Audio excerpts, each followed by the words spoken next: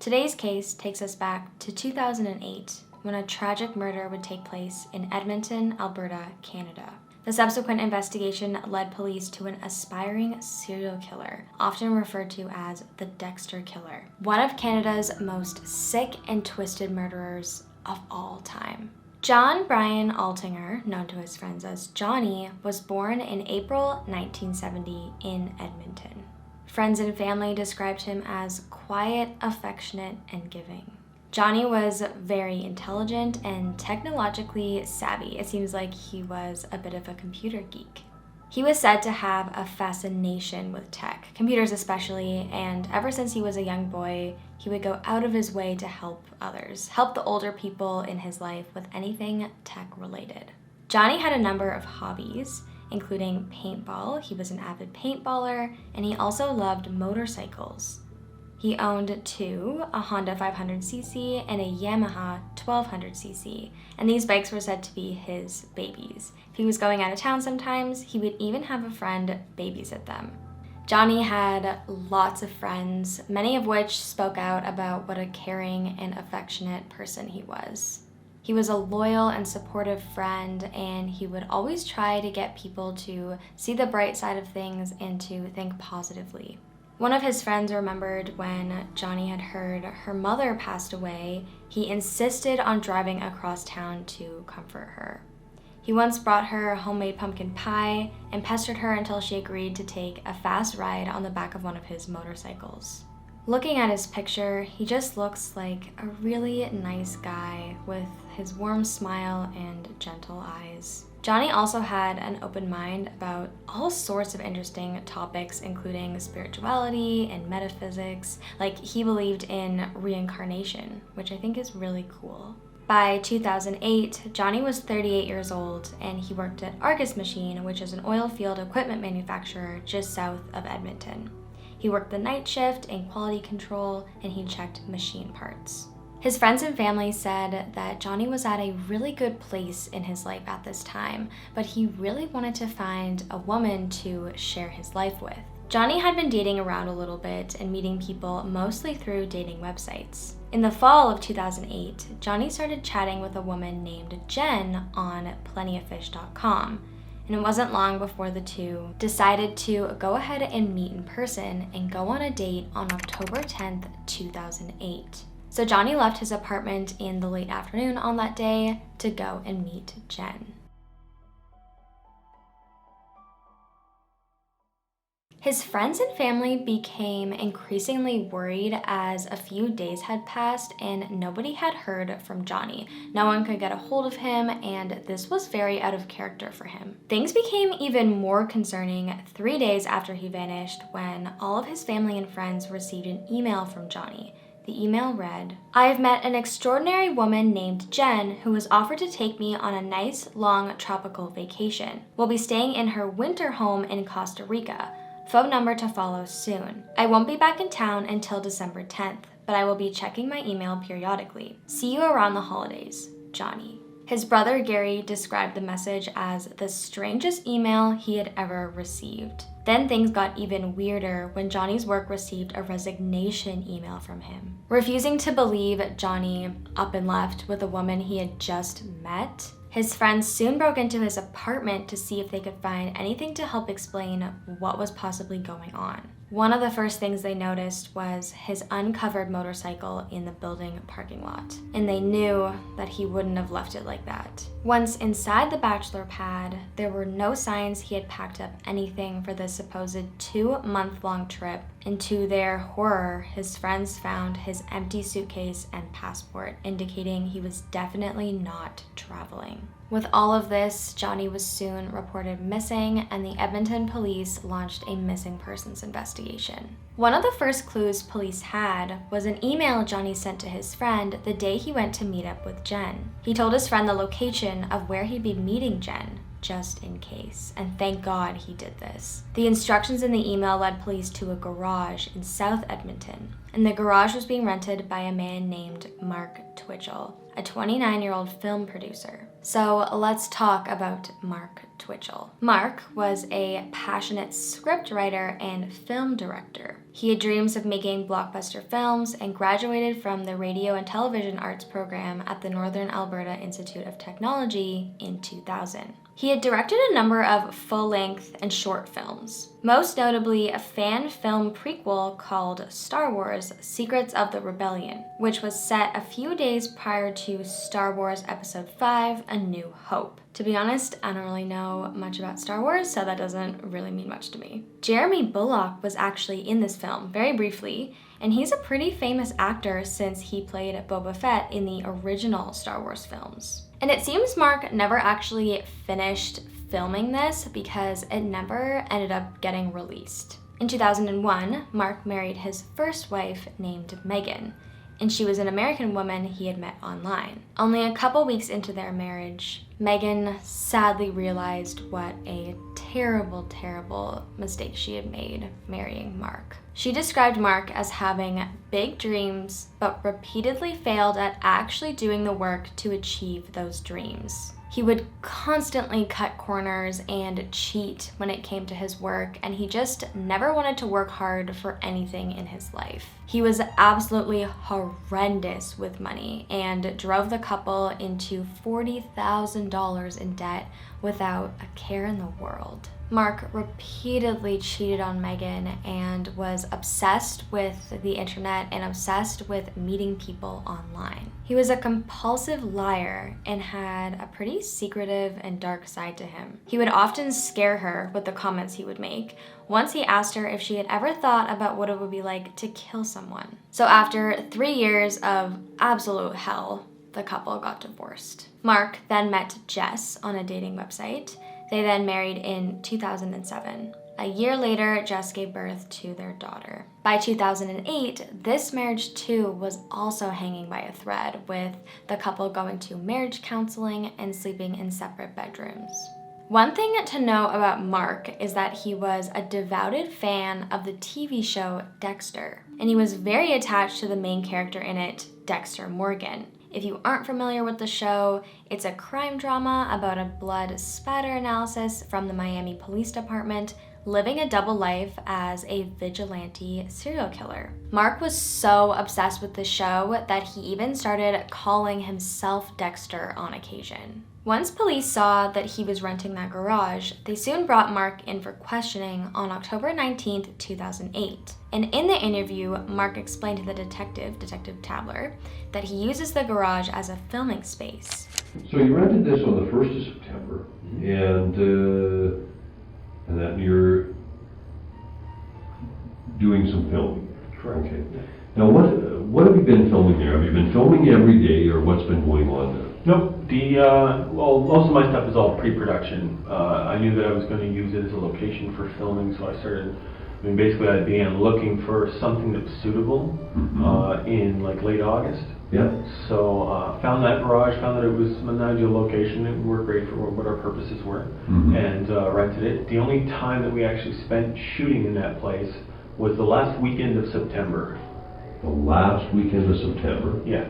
Okay. We had an evening shoot on the Friday, and that was for a couple of hours actually at someone else's house. It was downtown, we shot in our condo.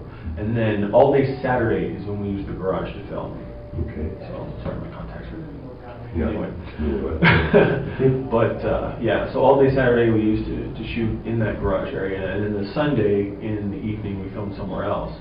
So, yeah, for that purpose, it was actually just the one day that we were there for actual shooting. Before that, we were in and out throughout the month for production design purposes, which was building our set pieces, getting things set up in there, power, that kind of thing, getting everything ready. Okay. The detective asked him what kind of stuff he films in the garage, and Mark says he's currently working on a suspense thriller. What type of film is it, or that you're shooting at this particular time? That you're talking about shooting at this, what sort of a film is it? It's a suspense thriller, actually. It's a short film. The total runtime is only going to be about 8 or 9 minutes. Okay. So, yeah. Suspense thriller? Right. Okay, and what would you do in a film like this once you've filmed 8 or 9 minutes? go through the editing process. I tried to organize it so that it didn't have a lot of effects work to do, so it wouldn't take forever in post-production. But we edit the film together and then submit it to film festivals, try to get it picked up by a distributor. Hopefully somebody will grab it and use it in some way. Or it's also used as pitch material in order to develop a television series or a feature film out of it, to convince someone that, you know, we know what we're doing as filmmakers and that we deserve to get money basically to make more material. He then told police something pretty strange. He said the last time he went to the garage, the padlock was different. Like someone had taken his padlock off and put a new one on. So getting back here, the only person that would have had access is Mike Young or yourself to that place. Yeah. Now, tonight you were asked to go down there and meet our constables at Yes. the garage, and that's because they were looking for a missing person. Yeah. Okay? And you were contacted, you were apparently at home in St. Albert, which is quite a distance from this, and yet you readily responded down to help the police, and we certainly appreciate that.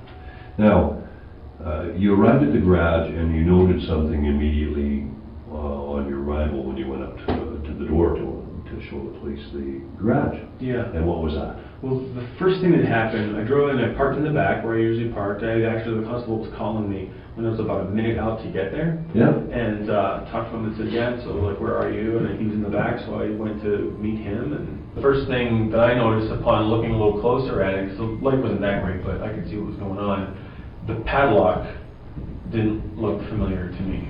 Okay. And I was the one that actually put the latch on the door. Mm-hmm. And I had a padlock previously, but it wasn't the same one. The one that I had was like the silver on the outside, like a black plastic dial in the center, and this one was just all metal. Yeah. So you noticed a different padlock. Yeah. And that on the door. Right. Now, what other locks are there on that door? Can you describe? There's also a deadbolt. A deadbolt? Yeah. Then the detective tried to get Mark to be specific about the last time he was at the garage. And that's the only filming that you've done. Have you been back there since that filming? Yeah, a couple of times. Yeah. When was that? Let's see. I went back, I don't remember the exact date, but I went back one time because we had like a table saw and a bunch of tools that were there. And my dad stores that stuff in his garage, so I told him, you know what, come meet me, we'll load it up and get rid of it. And then last Friday was when I went there to just clean everything up, get the basic garbage out of there and stuff like that. There was still like a box of bottles and stuff like that, things that had been there previous to me renting the place that I just never got around to getting rid of. But just getting some stuff out of there that was... When you say last Friday, do you mean the one just passed? And I mean, we're now in Sunday morning, right? No, it was a week ago. A week ago? Yeah. So, today being the 19th, it would have been like, probably 12th. Wait, no, today's the 19th, today's Sunday, right? Oh, yeah. So, the Friday before this Friday. So probably about the 10th. Yeah. So Friday the 10th, you go down there and clean the place up. Mm-hmm. And that's the last time you were there. And as you can see, Mark loves to talk about himself, just completely wasting the detective's time. One of my problems is always, I have issues with this. I have also issues with remembering tasks to do, so I live on lists. I try to formulate a list. As long as I have a list and I can check things off as I'm doing them, I'm okay. But, I mean, so I need to stay organized, I'm a procrastinator, stuff like that. So, my intention again was to pitch this thing and get it into a TV series or a movie. And the place is so inexpensive to rent that I figured, you know what, for future episodes, that'd be great to have. So, I'm looking around prior to that, I was looking at prices of $225, $250 for something similar. So I thought, wow, that's not bad.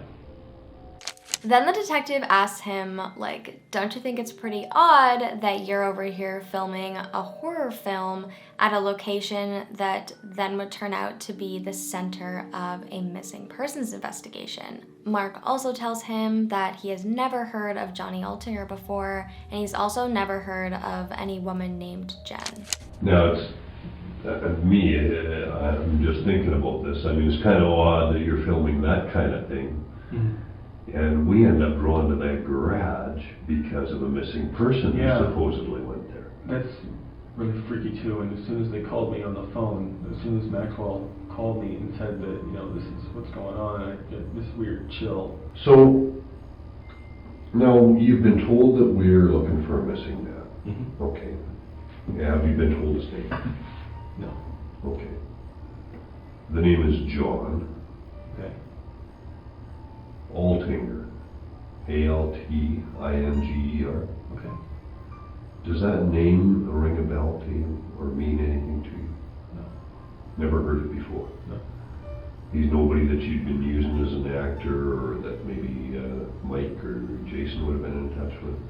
No, I don't think so.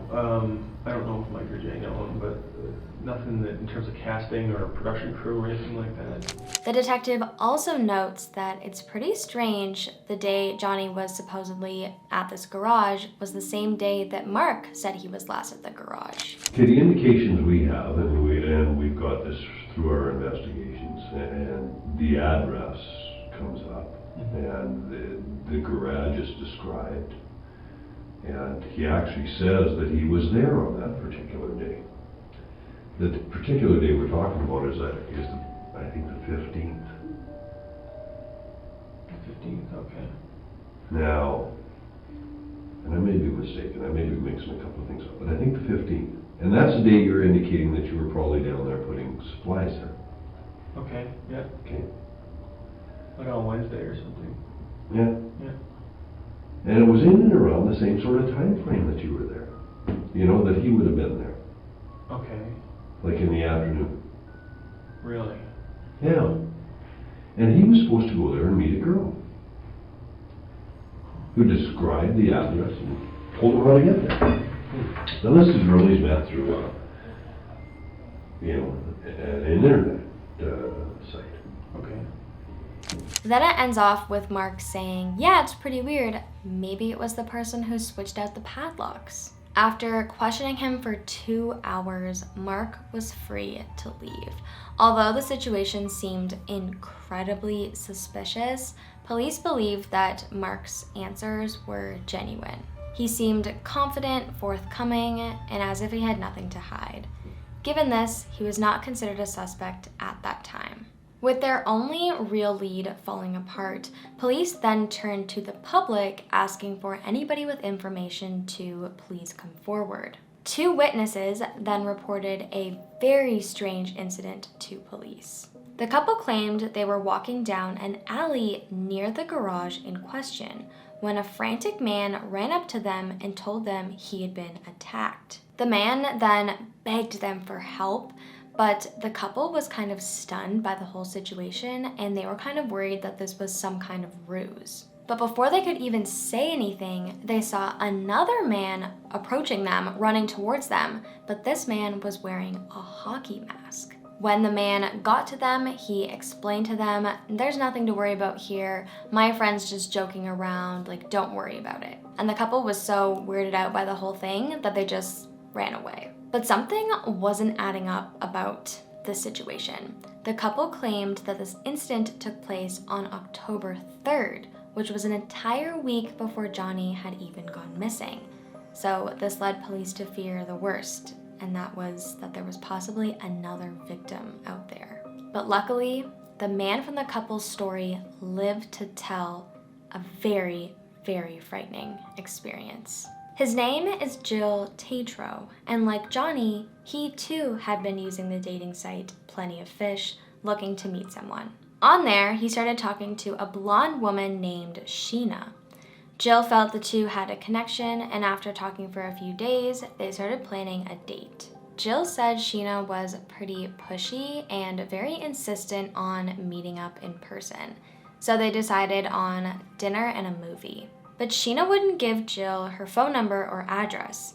Instead, she sent him detailed instructions on where to pick her up, which was at a residential garage in Millwoods. He thought it was odd, but assumed she was just being extra cautious about dating on the internet.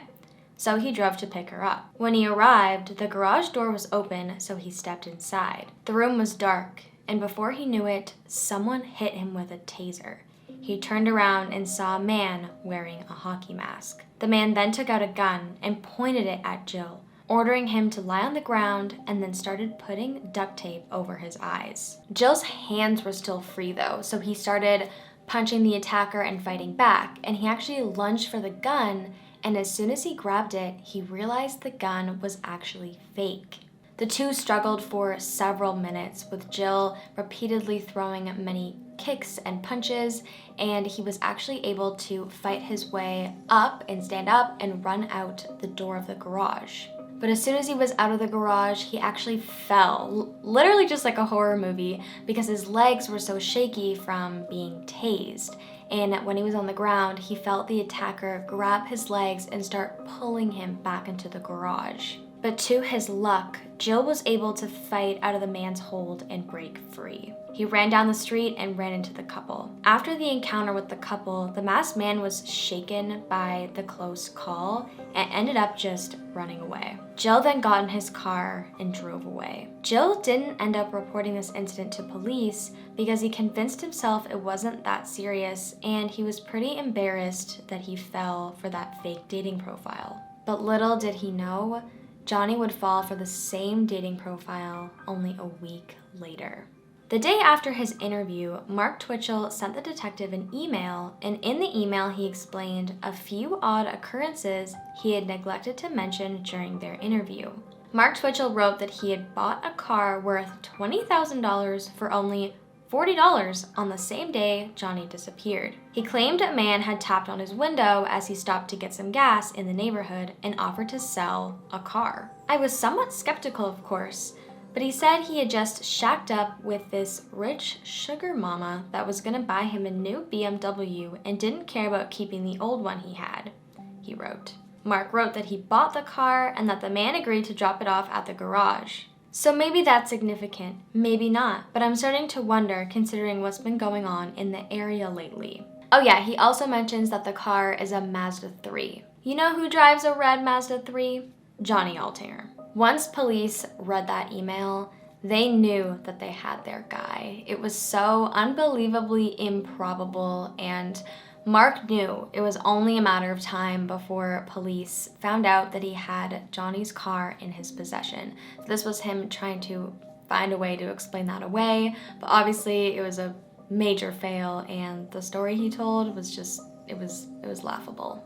Police also learned more details about the suspense thriller film that Mark had been filming in the garage. Turns out it was about a married man who is lured to a garage by a masked killer who poses as a woman on the internet. Mark even told neighbors that they would be filming in there, and if they heard any screams, not to be alarmed. Mark was immediately called in for another interrogation, but he actually doesn't say much and just ends up asking for a lawyer. Something else I want to tell you, Mark, and that's that there's absolutely no doubt in my mind that you're involved in the disappearance of John Altinger.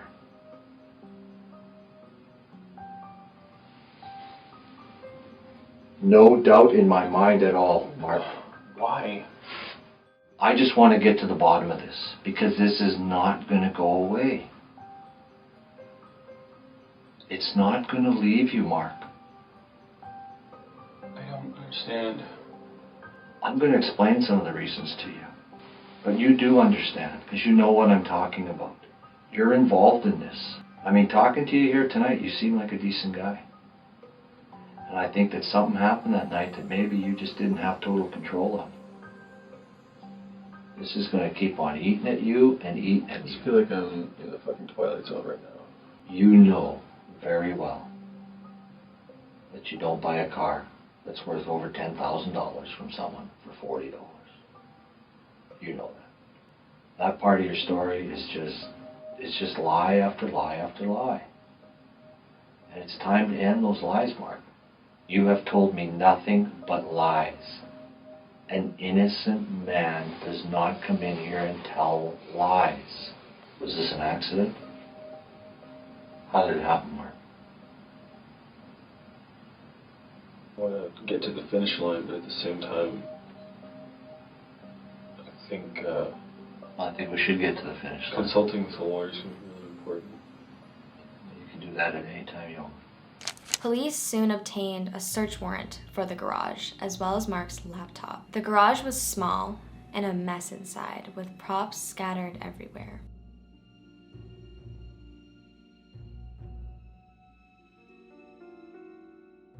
Police sprayed luminol inside the garage and uncovered signs of a bloody crime scene that had been cleaned up. There was a lot of blood, and it was clear that Johnny sadly couldn't have survived after losing that much blood. There were boatloads of evidence in that garage, including bloody knives, the hockey mask, and a fake gun. On his laptop, police found even more evidence, very disturbing evidence, including a 42-page document that Mark had deleted, but obviously police recovered it. The document was titled SK Confessions, SK meaning Serial Killer Confessions. The document begins with, "This story is based on true events. The names and events were altered slightly to protect the guilty. This is the story of my progression into becoming a serial killer." It goes on to describe in detail the author's extensive planning, failed first attempt, and successful second attempt at murdering a man by luring him to his garage using a fake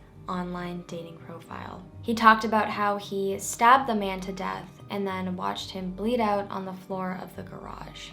And he referred to the garage as his kill room, which is another Dexter reference. He also describes the process of dismembering the man and his numerous attempts to dispose of the remains. Police also searched Mark's car, where they found Johnny's blood in the trunk. And get this, they found a post-it note Mark wrote reminding himself to clean up his kill room and then cheat on his wife. With all of this overwhelming evidence, Mark was charged with first-degree murder on October 31st, 2008. Police believe Johnny arrived at the garage thinking he was meeting up with Jen, hoping to find love, but instead he was met with sick and twisted Mark Twitchell. Mark attacked him with a pipe and then stabbed him to death. He dismembered the body and tried to burn it, but that didn't work, so he disposed of Johnny's body in an unknown location. On the day of his arrest, police drove Mark around for hours,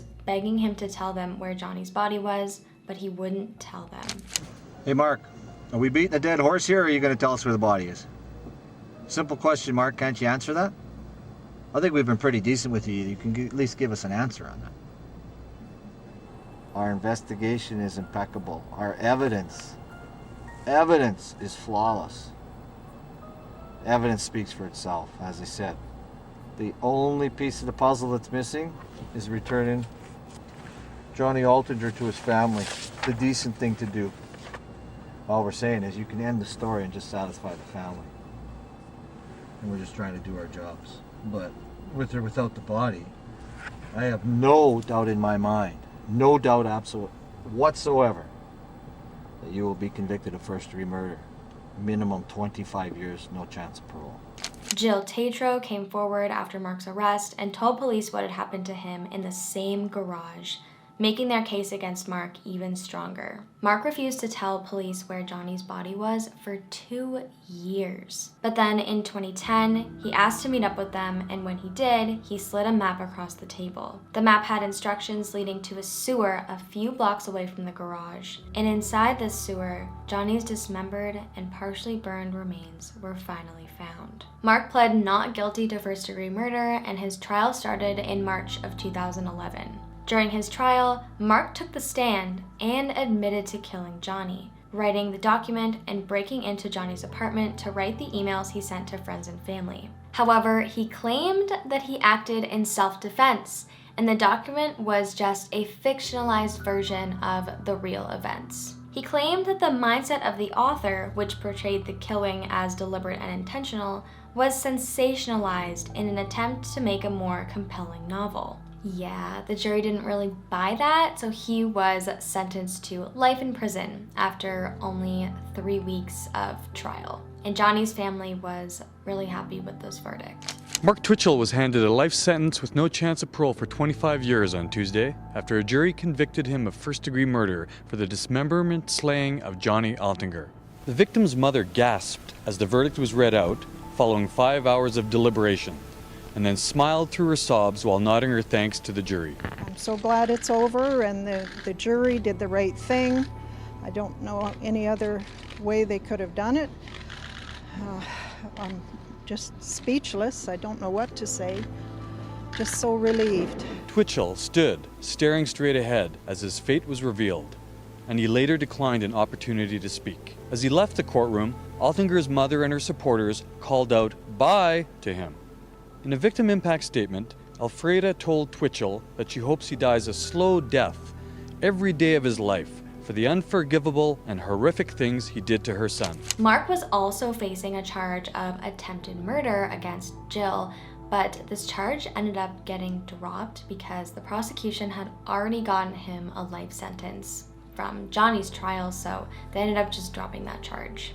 Mark tried to appeal his conviction and used the extensive media coverage as grounds for an appeal. He argued in his notice of appeal that the media attention surrounding my case was so extensive, so blatant, and so overtly sensationalized that it is unreasonable to expect any unsequestered jury to have remained uninfluenced by it, regardless of judge's instructions in the charge. But he abandoned this appeal in 2012. Regardless of whether it was fair or not, the case did receive a lot of media attention, and Mark Twitchell was often labeled as the Dexter Killer, as police believe his obsession with the fictional character Dexter inspired his real-life crimes. In December 2012, Michael C. Hall, who's the actor that plays Dexter Morgan, was interviewed on a Canadian radio show. Michael C. Hall stated in this interview that he does not believe Dexter glamorizes serial killers. I would hope that people's appreciation was more than some sort of fetish with the kill scenes. I wouldn't stop making Dexter because someone was fascinated by it only in that way. I try to tell myself that their fixated nature would have done it one way or the other, but it seems that Dexter had something to do with it. It's horrifying. In May of 2013, it was reported that Mark actually purchased a TV for his prison cell so he could catch up on all the new Dexter episodes that he had missed. I was surprised to learn that you can just buy a TV and have it in your prison cell. As for Gilles, he will spend the rest of his life dealing with the trauma from what happened and almost happened to him. He went on to write a book about his experience called The One Who Got Away. It's so crazy to think about how narrowly he escaped death and how he was unknowingly at the hands of one of Canada's most notorious murderers. He made several appearances related to his experience, including on Dateline, 48 Hours, The Fifth Estate, I Survived, and Dates from Hell. There was also a book written about the case called The Devil's Cinema, and the author actually wrote letters back and forth with Mark Twitchell from prison to get content for the book, and I'm sure Mark loved that attention. Mark is currently serving his life sentence in the Saskatchewan Federal Penitentiary in Saskatchewan, Canada. And as for his wife, she divorced him right after his arrest, and she testified at his trial. It's hard to think about where Mark Twitchell would be today or how many people he would have gone on to hurt if he hadn't been caught for the murder of Johnny Altinger. He was an aspiring serial killer, and he had zero remorse for what he had done. The lead investigator on the case is convinced Johnny saved lives by emailing his friends the direction to the garage that day. Without that email, it's quite possible Mark Twitchell might have remained under police's radar for longer than he did.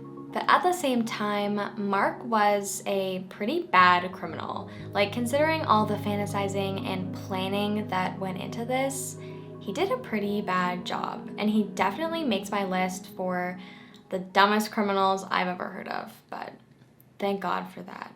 Thank you so much for watching, guys. Let me know what you think about this case in the comment section below, and if you're from Canada, let me know if you've heard of this case before. If you like this video, please make sure to give it a thumbs up and subscribe for more true crime content, and I'll see you in the next one.